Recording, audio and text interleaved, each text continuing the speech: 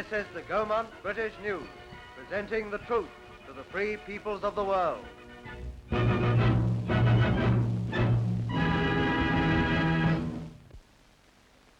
This newsreel is a tribute to the men of all ranks of all ships, to the courage that sails with the Navy and in the merchantmen under the Red Ensign.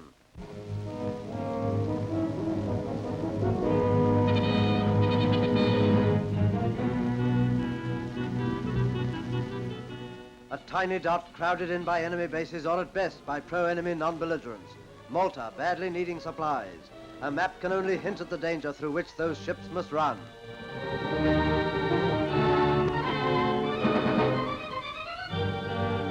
Vital supplies, oil and guns and ammunition as well as reinforcements of manpower, trudging east from Gibraltar on a voyage of 1,000 miles.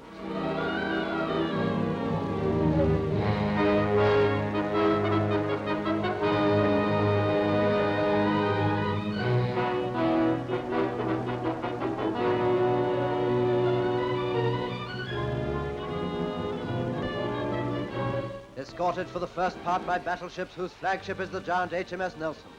Our cameraman Jim Ewins is in the Nelson. Admiral Ad.Syfret of Madagascar fame is in command.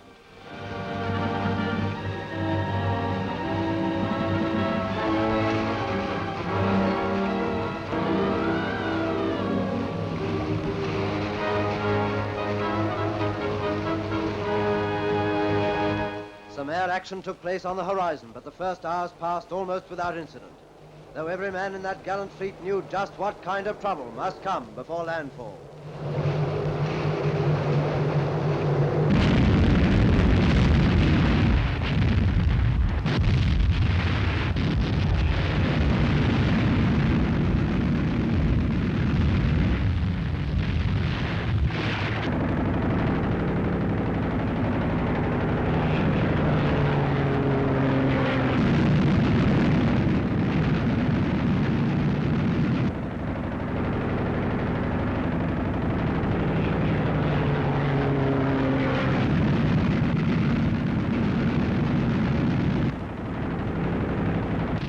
With the night, there were fierce attacks by E-boats and submarines, meeting a storm of fire from our ships.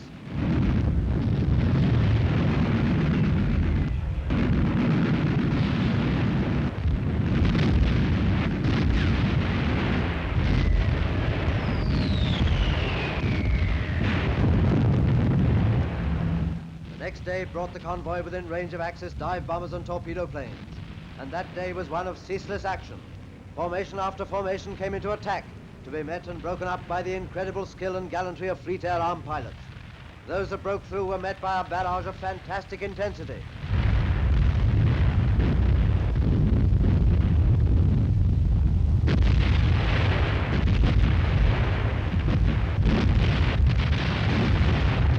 Through it all, the precious convoy sailed. There aren't any words that can even begin to do justice to such a story of devoted courage. But you can't think of the story behind these pictures without...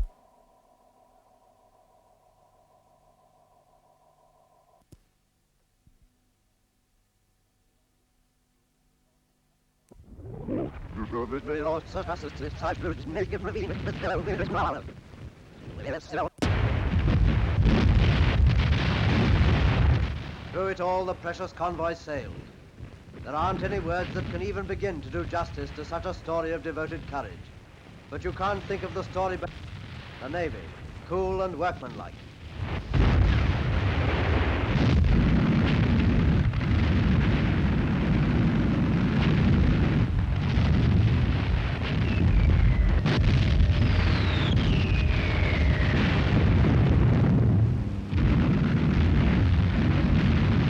The merchant seamen, tough as teak, some rather religious, some rather blasphemous. Old men and young men from little streets in Britain's seaport cities, rather fond of wearing a blue suit and a bowler hat, sailing their ships because it's their job to sail them and be damned to everyone.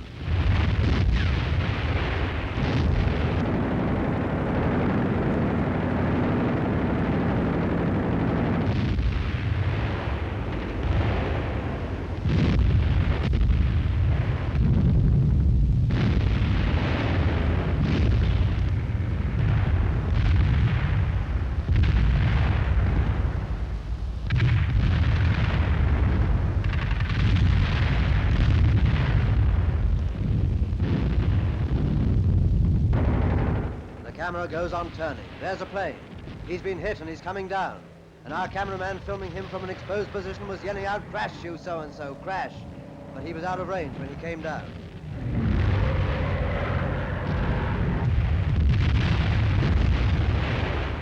At about this time, we of GAUMONT British News suffered a special loss. Another young cameraman, Edward Candy, was filming when his ship was hit. He is missing, believed killed. It's the end of another day. The battleships commanded by Admiral.Syfret turned back to Gibraltar.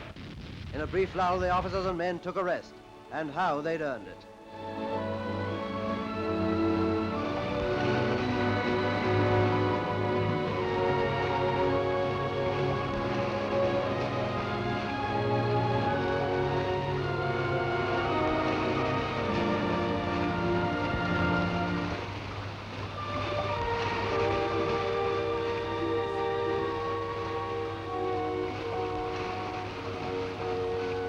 The following record of the action was taken 16mm by Commander Anthony Kimmins, whose account of the action was broadcast. Through the colossal din, the great mushrooms of water as bombs dropped, the blinding flashes of our guns, and the thousands of flashes of those from other ships. Through all that and many other things, I'm left with one main impression. Those merchantmen in the middle, going steadily on and on. And he spoke of Admiral Burrough when their ship was torpedoed. But any doubts anyone may have had were immediately removed by the Admiral. "Don't worry, she'll hold," he shouted. "Let's have a cigarette." And the convoy went on to Malta. Vital supplies won through, thanks to the Navy, and those whose flag is a flag of unequaled glory, the old red ensign. Back in the shelter of the Rock of Gibraltar, Admiral Burrough visited Admiral.Syfret. They had reason to be proud of the men in that action.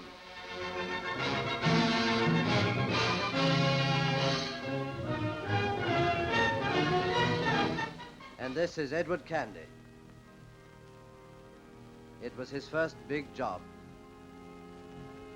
A service was held on board at Jib, a service of thanksgiving for those who came through the action. And here too, while the singing and the words of prayer drift across the harbor, we meet the survivors from the Aircraft-Carrier Eagle, the wounded being brought ashore for hospital treatment.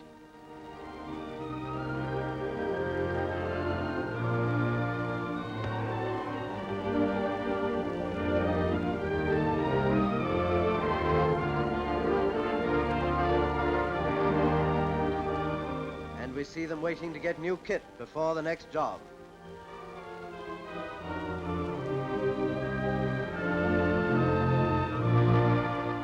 Once they needn't bother about the rig of the day.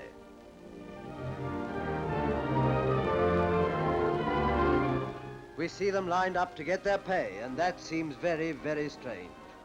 Judged in terms of LSD, they've never been paid enough. In terms of what we owe them, there isn't enough money. Let's see that we don't forget that after the war is won and we're all nice and safe again.